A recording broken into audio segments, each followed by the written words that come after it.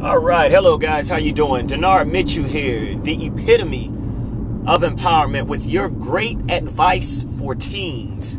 Now, as you can see, I'm in my car today, but I just couldn't let this thought pass me by, so I decided to pull out my camera and record this for you. The advice that I would like to share with you today is love what makes you different. And I'll repeat that. Love that thing, love that quality, love that flaw or that imperfection that you may have. Love what makes you different. Now, why did I decide to talk about this and why was this on my mind?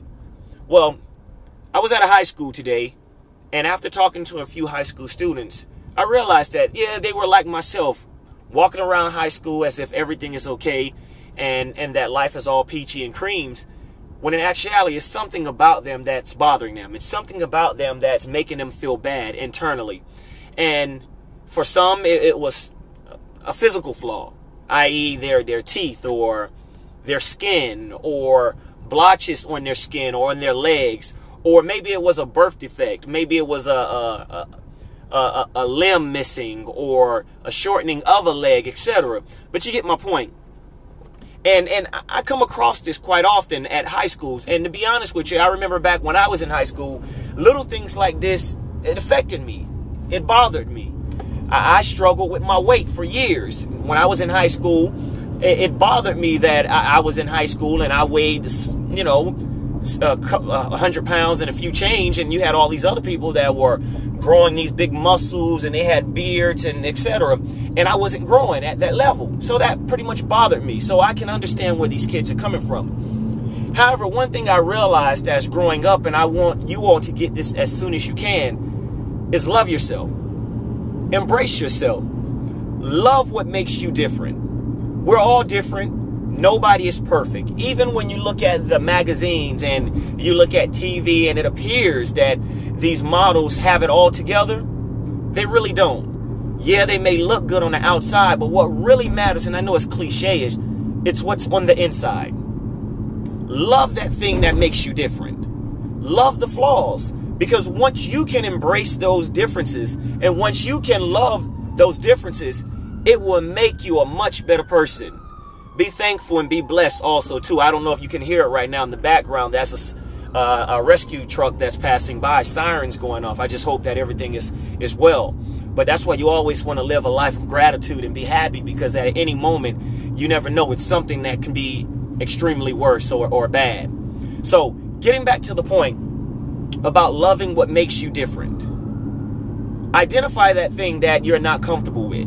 Identify that thing that makes you feel embarrassed, and then work on it constantly, telling yourself that, you know what, I can deal with it, that it's not so bad, that things are going to get better. And you want to continue to work on yourself and pump yourself up, because the longer you go on saying that you hate this thing and this thing bothers you, the more you're going to focus on it, and the more you're going to hinder yourself and you're going to hold yourself back. When in actuality, to be honest with you, a lot of people are really not worried about that thing. It's just you. Sometimes we're our own worst critics. So here are a few things that I say, well, it helped me out, and I would like to share it with you, and hopefully it'll help you out. The first thing is, remind yourself daily about what is perfect or what is good about yourself. I'm quite sure there are a lot of people in here or a lot of people listening to me right now that has some flaws, but when you really look at it, I want you to write the things that you do like about yourself. And when you wake up every morning, I want you to focus on the things you do like about yourself. And I want you to tell you those things over and over and over and over again. Don't focus on your weaknesses here. I want you to focus on your strengths.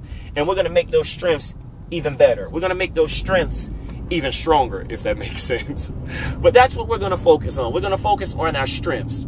So when you wake up in the morning, I want you to constantly tell yourself that I'm this, I'm that, I'm this. I'm handsome, I'm pretty, I'm attractive, I'm smart, I'm intelligent. You want to tell yourself the things. I'm artistic, I'm great at designing. You want to focus on all the things that make you that unique person, but that unique person being a great person as opposed to someone who's unique because of this flaw that I have.